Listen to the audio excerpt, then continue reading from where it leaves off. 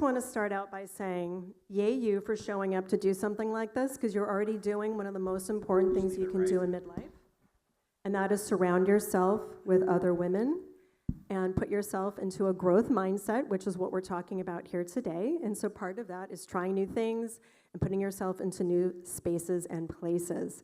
And so I'm very honored to have these beautiful women next to me today. And so to my left, I've got Tembi Locke, and she is a shiny new author with a book that just dropped. We're so excited about that. And she's also a producer. Thank you. Writing a book, ladies, it can happen. It can happen. Anything can happen in midlife. And then we've got Deepika Chopra. She's the optimism doctor. Okay, we're going to have questions for her because we need some optimism all day, every day, and twice on Sunday. And then we've got Netta Jones, the founder of the fabulous community Liberty Road. This is Liberty Road. And she's got a podcast, and she just came off her own huge event a couple weeks ago. That was fabulous, bringing women together. So we've got the power crew here today to help us reframe midlife and to go from, oh God, to hell yes. So who's with me with a hell yes? Hell yes for midlife. Now I got to put the readers on. Of course. Because that's just where we are in life. They're gorgeous, by the way. They're Well, gorgeous. thank you. Shout out to Caddis, because I have 18 pairs, because of course I lose them as well. So I want to start with a really fun question, and then we're going to dive into some of the tougher stuff, and then we're going to bring it back around to all that wonderful positivity and how you're going to soldier on and really rock midlife. So we hear a lot of negative message from society. We've been indoctrinated. We're mostly Gen X in here, so we have just kind of been told we expire after 40. And I just call that a bunch of crap. We're just gonna call BS on all of that. So I want to ask you all the same questions. So we start off with your thoughts and a little bit of a rah-rah of what is the biggest misconception, Tembi, you think there is right now about midlife? Hello, everybody. I'm so glad you guys are here. I think the biggest misconception is that it is framed often as what is absent. And it ceases, or it doesn't allow for what is deeply present. So I think if we do nothing else, it is take inventory of all the things that are very, very present in our lives and then dive deeper there. And so this whole thing of like was not, I'm not going to define my life by a negative and by something that isn't there. I love that. What about you? I just have to first apologize. I have had a cough for a month and a half. Thank you for that cough drop you gave me.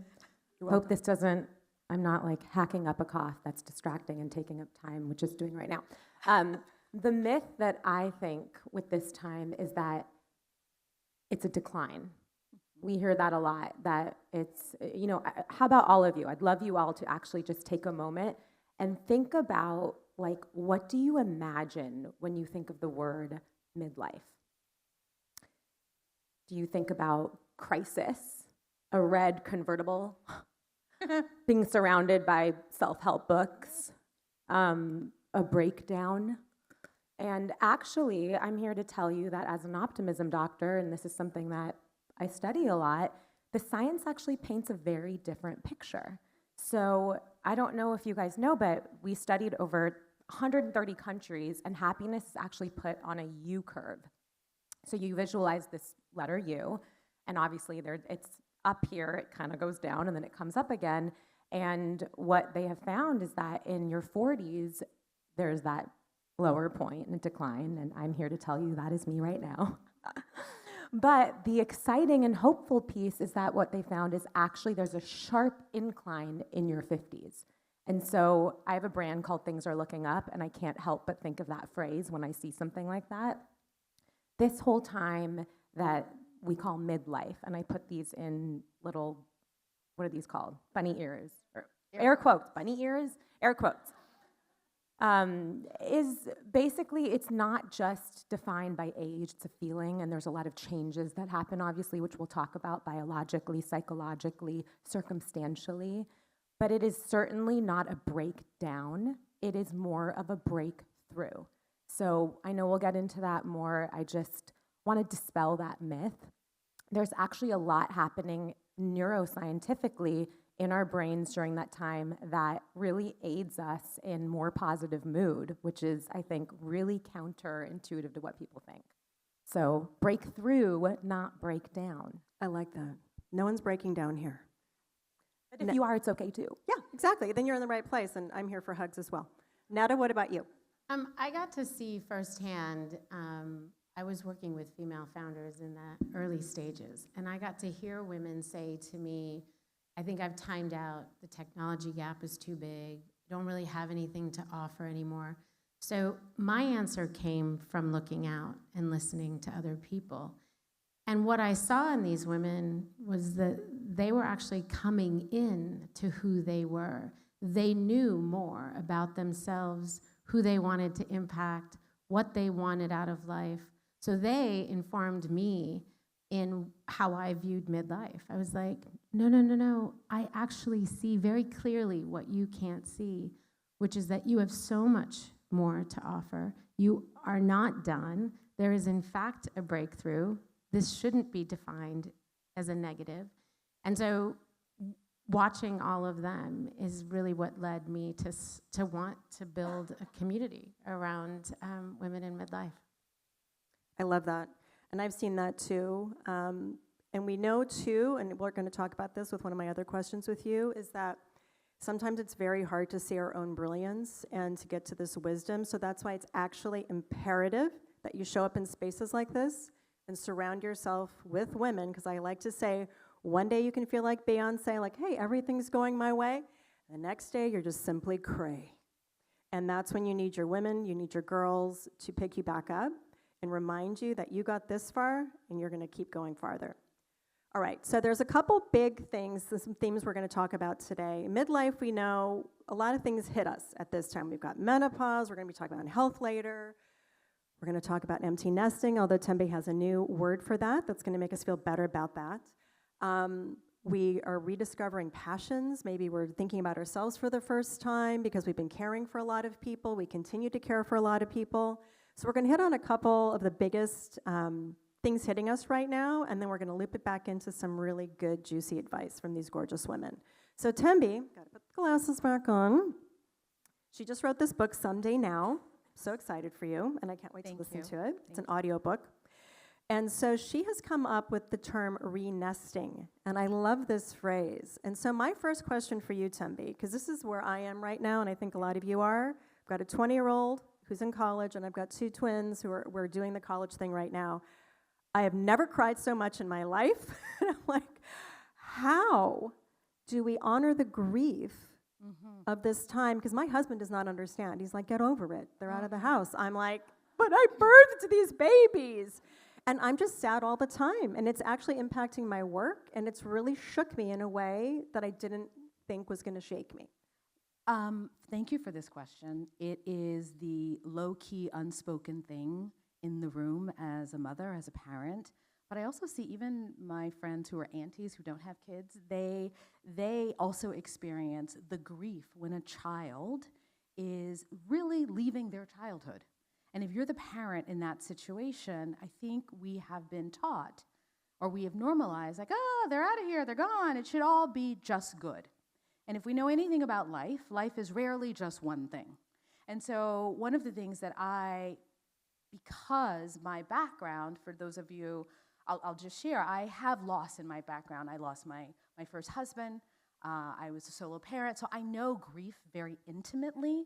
And when my child was getting ready to leave home, I was like, this feels eerily similar to how I remember feeling when my husband passed away. Now, of course, very different circumstance, and yet I knew I needed to make space for the fact that our lives were getting ready to change. She was going to launch, and she was also feeling some sort of kids. They also feel feelings of uncertainty and a grief about leaving home and what's college going to be like. So we really need to make space for this, and the best way to do it is to, one, name it. That grief is okay to have it. It's okay to have your cries. Call your people. Cry with your people. And I do a lot of journaling. I'm a writer, and it's the first place I go to first thing in the morning. So for anyone who doesn't do morning pages, it's a great thing to do in middle age. And so what by honoring and acknowledging that grief is a part of the experience, I think you can move through it with grace and with a little bit of ease, and you can also then step into the joy more fully. And so I call it not empty nesting, because nothing about my life felt empty just because my kid was going off to college. I call it re-nesting because it's an invitation to reconnect with myself, to reimagine what the home life will be like, to reinvest in parts of myself that perhaps I had to put off to the side along the way. And so I think re-nesting stands in possibility as opposed to defining this stage of life as just the emptiness. And yet we can also cry. Thank you for that. Yeah. I think it's nice to have that positive frame, and I just know when I was at my son's, it was like the last graduation party before they were all going off, I had so many women coming up to me going, God, I'm just not okay with this, and what am I supposed to do? And everyone was unhinged, and it didn't hit me at that point. I became unhinged later, crying, talking to anyone, flight attendants, like back on the plane, like it was a crazy, crazy time. But I like that thought, and I guess we know we're going to get through it. Yes, and we need to have and make space for communication around it. I think everyone's having this siloed experience, and that's a part of what's contributing, quite frankly, to it feeling unhinged. Is like, I know this is happening, but nobody's talking about it, so maybe I'm alone in this. And that makes you feel a little cray-cray. And so what I invite us to all do is when I see a mother who's going through it, or people who did this for me, is just take 5 minutes and let them unload and talk about it. And I remember when I was newly widowed, it was a very similar thing. People had a hard time making space and being able to talk about it. But when you do, it changes everything. I love that. Yeah. Thank you so much. Okay, optimism. So, I like how you look at me when you say like, by the way, I need you. by the way, all I'm thinking about is how anticipatorily unhinged I am as the optimism doctor. My oldest son is 8. Yeah. And I already talk about it. That's bad. And I told my husband, I was like, wherever he goes, like he's already talking to him about college. I'm like, why would you do this? And wherever he goes, I'm going. So if he goes somewhere, I'm getting an apartment, I'm going too. My husband definitely calls that unhinged. So I'm already talking about it. So hopefully by the time I get there, will have talked about it so much, been so practically unhinged that I'm prepped. So we're obviously going to make unhinged T-shirts. Those will be for sale at the next Flow Space event. Stay tuned. But you wrote a whole book that's coming out. It's called The Power of Real Optimism, and it's available for pre-order now, and it comes out in March. So we're very excited about that. So I love that you're here today because we are dealing with so much. There's what we deal with in our personal lives. There's career. We're dealing with ageism in the workplace, entrepreneurship. We're caring for aging parents. There's the kids. I mean, it can all feel so much. You throw in societal things. And some days, it might be really hard to get out of bed. It really is hard to get out of bed, and I think we need to honor that as well. But when we're having those days, what do you say to us? Like, what can we do when all the deck is stacked against us or seemingly stacked against us? How can we, get out of bed and go do the thing? First of all, I feel like we all need to take a collective breath right now. I mean, there is a lot going on, and I think that, we're going to do it. So let's just take a collective breath. Because I will say that in this very particular developmental stage that we're talking about, like what you said, there are a lot of changes. And that part, it has some form of normalcy. There are biological changes, there's hormone changes happening, there are psychological changes happening, and like we talked about, circumstantial changes happening, and all of it at once. But something kind of unsaid that we are all sort of dealing with right now is there's a lot happening personally, but also globally, that we are all a witness to and experiencing together in a way that no one has ever experienced it in this particular way before, given how much exposure we have to all the things, and our souls and minds and bodies were actually not made to feel and take on this much. So first, putting that out there. In thinking about what you just asked me on the spot, I think that what comes to mind, and it might sound strange, is that this idea of optimism to me, and I was writing about this the other day for Jenna Hager's new Substack, and I actually feel this idea of optimism right now is a form of rebellion.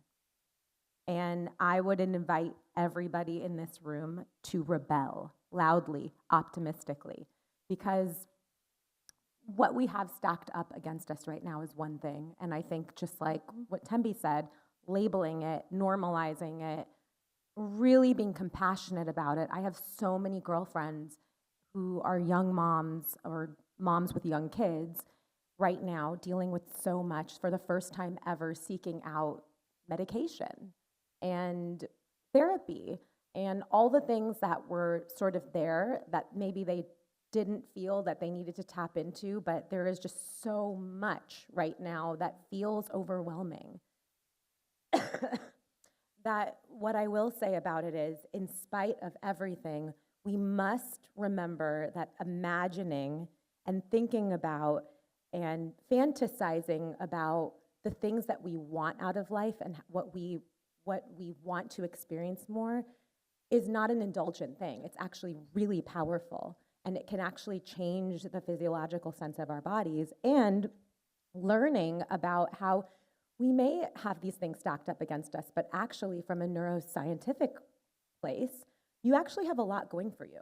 So we just don't hear about it all the time. One thing, in happiness and resilience research about this particular developmental stage that I would really love to impart to everyone is that during this time, naturally, the way that our brains work, our amygdala, so that's sort of the alarm sounding off system in our brain that really brings out stress, cortisol levels, it's actually calming and it's more regulated, probably based on your wisdom and your experiences. Sure. And at the very same time, our prefrontal cortex part of our brain, which is such a beautiful part of the brain that's all about meaning making and empathy and purpose and connection, is really, really active.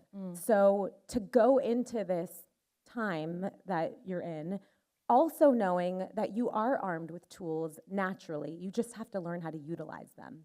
And I actually think something that Tembi said, was such a beautiful illustration of one of my favorite tools, which is cognitive reframing, from empty nesting to re-nesting. And so you take this terminology, empty nesting, which, by the way, let's just all talk about the fact that midlife has been branded in a way that really sucks.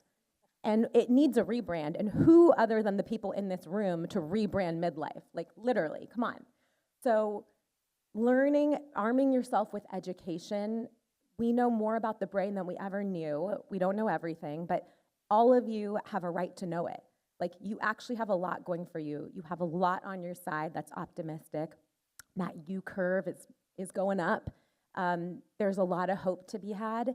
And this idea of cognitive reframing is so powerful. You take empty nesting, which can cause negative feelings. I mean, it made me unhinged just sitting here. And like I said, my eldest is 8, and then I have 2 others. But you flip that around, you think about it. It has to be true, it has to be authentic. And you think of re-nesting, now what? Your brain is releasing serotonin and oxytocin, and now you're open for possibility instead of just straight loss. And so I think it's important to arm yourself with the knowledge and to be open to rebranding something that you have been told over and over that, guess what, just might not be the whole story. Oh, I love that. And we're all going to read the book. Yeah, please read the book. And this is a great segue into you, Netta, because you are the queen of community building. You just came off your big event that was here. Was that 2 weeks ago already? Gosh, time flies when you're having fun. And what I know for sure, and I've seen the research, I've seen TED Talks about this, that the #1 predictor of happiness and longevity is community and connection. Supersedes smoking, obesity, eating right, all of that. And so you're so good about bringing women together and identifying what they need at our life stage. But before we get into kind of what, and that is really great pieces of advice, one of the big questions I have is how to find your community. How do you find that connection? Because when our kids get older, and even if you don't have kids, if your job has changed, we find ourselves in a new spot where we don't have some of the same friends, they've moved away, we were thrown together with sports, we don't have that anymore. And women can feel really isolated in our very connected society. Women are feeling more and more alone. So how do we find our communities and make friends right now in midlife? Thank you for the question, and let me just back up by saying, when I started Liberty Road, it was never intended to be a community. I started with a podcast, and I had a podcast, but I was mainly interviewing female founders, and then I switched it over and said, let's just interview women in their 40s, 50s, and 60s, and what cool things are they doing at that point.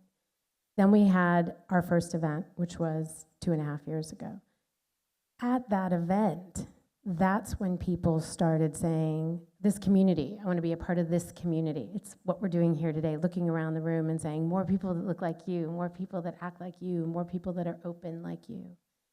And so we got called a community. And then I became very aware of the need we had to find like-minded people. Many of us have been hanging out with our soccer mom friends. Love our soccer mom friends. Don't love our soccer mom friends. And as soon as my kids are 22, 20, and 18, and as soon as those days were over, I was like, see ya, to some of them. And to some, I was like, you're my people. Like, let's keep doing this. So there's this automatic window of opportunity where we get to redefine those relationships and who we want to be in community with and who we don't want to be in community with. So Liberty Road, by accident, became this community. We started doing smaller events, dinner events. Marla and I got to hang out, or Jen and I got to hang out up north at an event. And it was really to draw conversation and community together. You asked a more specific question about how we find that community. And at my event a few weeks ago, I had women who had communities. Gina Pell, who you know, was there. And the two women on the panel gave, I thought, brilliant questions, brilliant answers, so I'm gonna steal from them.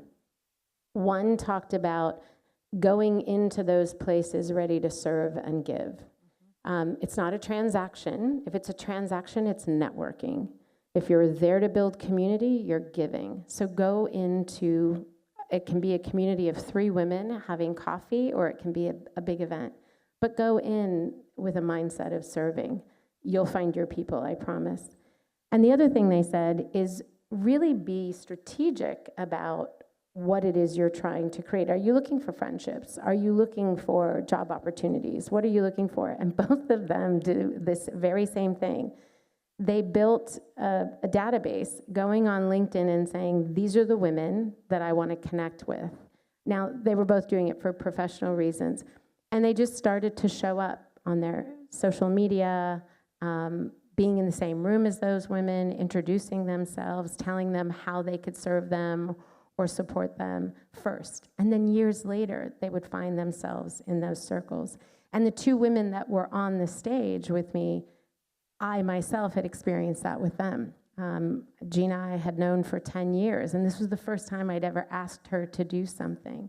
And she showed up. She flew in from San Francisco and spent the day with us, and we didn't pay for it. She did, what 10 years of relationship and community does for relationships and for people. Can I add one thing to that? I think that it's important at this stage of life to remember what is actually I'm a writer, so what's in the word community. It is a common unity.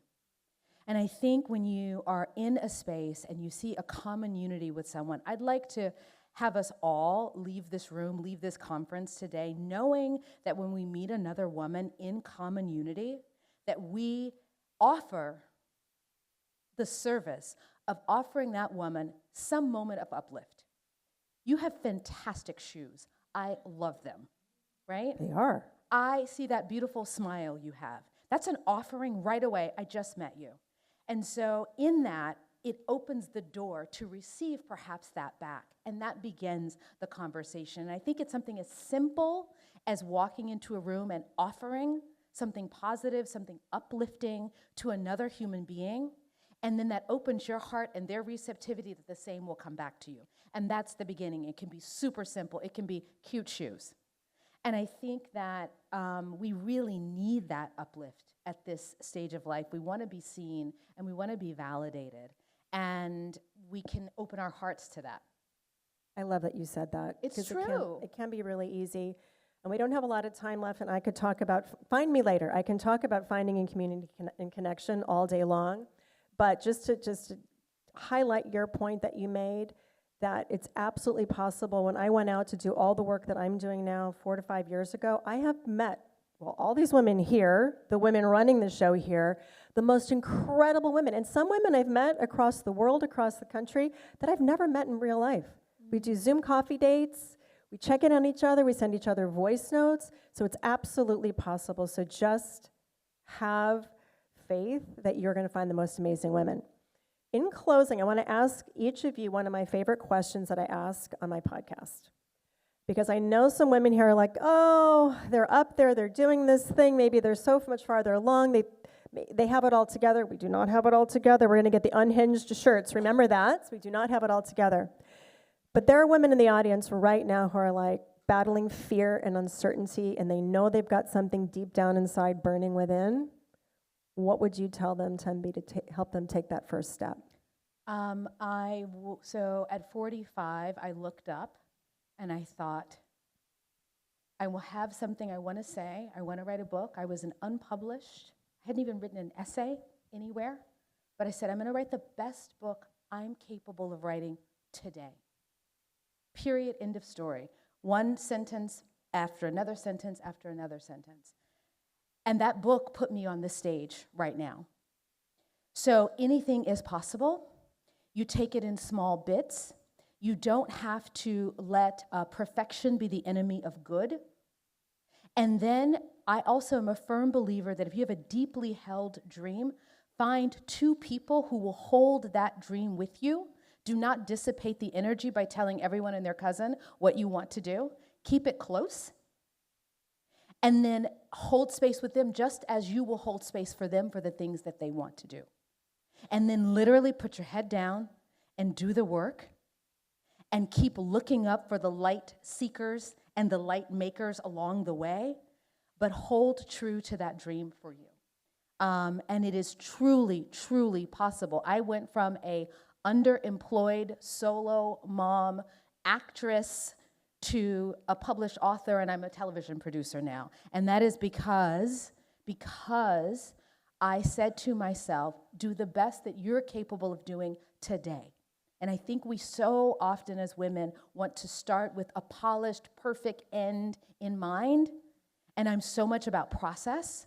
So just day to day, in the weeds, look up, check in with your friend, be like, you holding this with me, girl? Okay, good, I'm back in. And keep manifesting. That will get you so far, so far. Thank you. Dr. Chopra? In 60 seconds or less, your best advice. Ditto. Just kidding. But also not kidding. I think that, sort of in relation to, you can always start from wherever you are. I don't believe in these ideas of like New Year resolutions, and January 1st is just a day. Today is a day. It's Thursday. You can start something today. You can start something Saturday. You're not behind. There's never a behind, kind of what you were saying. And I think the biggest sort of takeaway for me, there's many, and so it's hard for me to just choose one. I could talk about connection all day long, because guess what? That's the key to every form of well-being. We are finding so much research on that. But I would say to remember that every single moment or season that you're in, or even feeling that you're feeling, is temporary. Mm-hmm. And sometimes that is a good thing, where you remind yourself and say, this really doesn't feel good, but it's temporary. It's going to change. Look at all the things you've been through up to this point in your life. Many things have changed. You've come out of one setback after another. But also the flip of it, you could be in a really beautiful stage or season or moment or feeling, and to remind yourself that also is temporary. And so to really focus on it, and don't let those joyful moments just pass us by, Actually take the time to intentionally marinate in them. I'm telling you this not from like a hippity-dippity because I want you to just feel good, but because that's brain science. Yes. Focus on your good feelings. I don't have to tell you to focus on the worry. We do that anyway, and I'm not saying that that's something to do away with. That's not possible.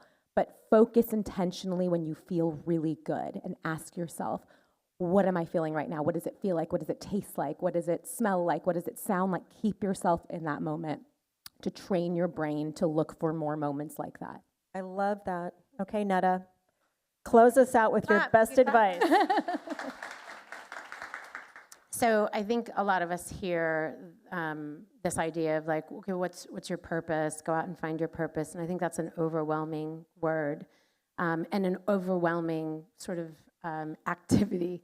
So I would ask you to consider what you're curious about. And I would do something else, and this isn't original. Somebody gave me this. Often we say on podcasts or in interviews, we ask the question, what advice do you have for your younger self? And I think we need to reverse that and ask our younger self, who is free from some of the things that 20, 30 years, 40 years has put on us, the roles and the shoulds and the coulds, ask her, what is it that she still wants? What is it that she wants for her adult self? And find the intersection of those things that you're curious about and that young self wants, and the things that you've been doing. What natural skill sets do you have? Who are the people that you're hanging out with? What are the natural resources that you bring to the table? Find the intersection of those things and just let it unfold. You will surprise yourself, I promise you. That was beautiful. Wonderful. Okay, clearly we could talk for hours, but alas, the timer is going to be buzzing here. So ladies, thank you so much for being here today. And I just want to add one thing, and this is my mantra. It's that you're not too old. It's not too late. You're right on time. And meet somebody new today would be my personal piece of advice for you, because you never know where that meeting today is going to end up in the future. So again, ladies, you're all beautiful and lovely and amazing. You all took crazy, radical action, and look where you are now, and that is possible for every single one of you here. So thanks for showing up, and thank you for being such a beautiful, amazing Thanks, panel. Jen. Thank you. Thank you.